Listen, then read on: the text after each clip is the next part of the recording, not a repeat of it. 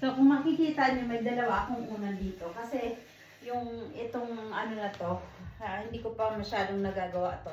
Nagawa ko na siya, siguro isang beses, dalawang beses, mahirap. Pero nakita ko sa Facebook kung paano gawin sa mga baguhan katulad ko.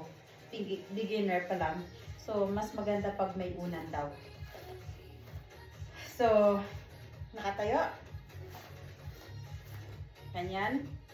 Tapos luluhod. Yung paa sa likod na ganyan. Na ganyan. Yeah. Tapos opo. So, yung kamay ganyan pa rin.